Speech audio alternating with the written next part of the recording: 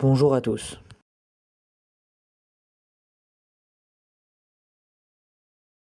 Aujourd'hui, j'ai décidé de raconter une partie de mon histoire qui a duré malheureusement plus de 2 ans.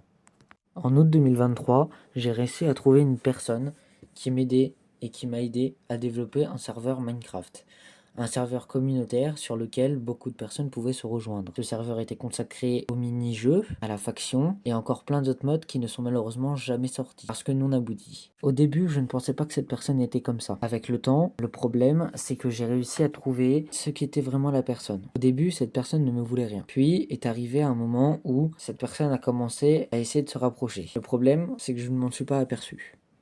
Et j'ai souvent gardé les yeux fermés pendant ces 2 ans. Le problème avec ceci, c'est que plus les jours avançaient, plus ce qu'il disait ou faisait allait à l'encontre de ce que moi j'avais comme idée dans la tête. Il y a malheureusement pas très longtemps de cela, août dernier 2025, un moment où cette personne est venue chez moi pendant une semaine et demie, 2 semaines, grand maximum. Et cette personne menaçait clairement en faisant du chantage affectif. On y retrouvait souvent des crises de jalousie, suivies de crises de pleurs, comme par exemple je sois avec une autre personne et que ça ne lui plaisait pas et donc il disait qu'il allait se mettre une boîte de médicaments pour mourir. Cette personne a aussi fait des attouchements forcés sur moi qui n'étaient pas voulus. Cette personne était sortie avec moi, elle avait environ 27-28 ans. Au moment où je vous parle, j'ai 15 ans. Et cette personne, au moment où elle a voulu sortir avec moi, elle en avait cet âge-là et moi j'avais à peu près 13-14 ans. Personnellement, c'est une relation très toxique pour moi. C'est une relation qui n'a pas été très saine puisqu'au fil du temps, cette personne a essayé de m'isoler de mes autres amis. Plusieurs de mes amis m'ont déjà dit d'ailleurs qu'il était peut-être temps d'ouvrir les yeux et de se remettre en question. Je n'ai pas pris malheureusement conscience de ces choses-là et aujourd'hui je l'avoue en public que cette personne m'a fait beaucoup de mal, que cette personne n'a aucune valeur et crache littéralement sur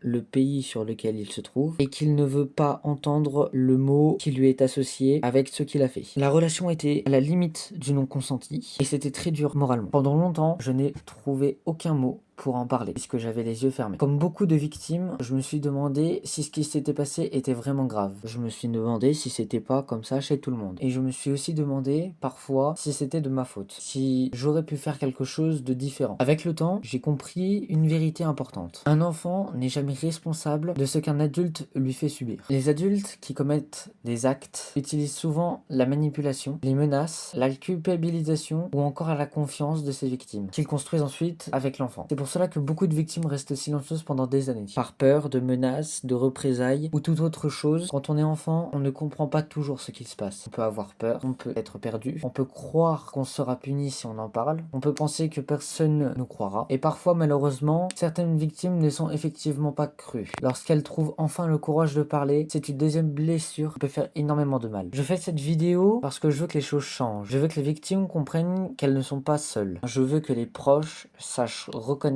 les signes de détresse. Et je veux rappeler que la responsabilité appartient toujours à la personne qui a agressé un enfant, jamais à l'enfant. Les conséquences de ces violences, elles peuvent être immenses, mais immenses à un point que vous n'avez même pas idée. Certaines personnes développent de l'anxiété, d'autres souffrent de dépression, certaines gardent confiance en elles, certaines ont du mal à faire confiance aux autres, certaines encore vivent avec des cauchemars, des crises d'angoisse ou des souvenirs qui reviennent sans prévenir. Chaque victime réagit différemment. Il n'existe pas une seule façon de souffrir. Et il n'existe pas un délai normal pour en parler. Certaines personnes parlent quelques jours après, d'autres attendent plusieurs années. Parfois, plusieurs décennies. Cela ne rend pas leurs paroles moins vraies. Et si tu regardes cette vidéo et que tu te reconnais dans ce que je raconte, je voudrais te dire quelque chose. Tu n'es pas responsable, tu n'as rien fait pour mériter ce qui t'était arrivé. Tu es allé voir la personne et malheureusement, ça s'est mal passé. En étant enfant, on n'a pas cette conscience malheureusement de quand on est adulte. Tu n'es pas cassé de l'intérieur. Tu mérites d'être écouté comme toutes les victimes en fait. Et surtout, tu mérites d'être respecté, d'avoir des valeurs. Valeurs que cette personne n'avait pas du tout. Tu mérites aussi de recevoir de l'aide. Et c'est pour ça que je fais cette vidéo. Je vous fais cette vidéo dans le but que vous compreniez que ce que font ces personnes ne sont pas forcément bien. Voire pas bien du tout. En général, ce genre de choses-là n'ont pas leur place dans ce monde. D'ailleurs, j'ai un message. Un message pour une personne. Cette personne, c'est la personne qui m'a fait ça. Et j'aimerais juste te dire un truc. T'as été mauvais. On te voit. Tout le monde t'a vu. Tous mes amis, tous mes proches t'ont vu.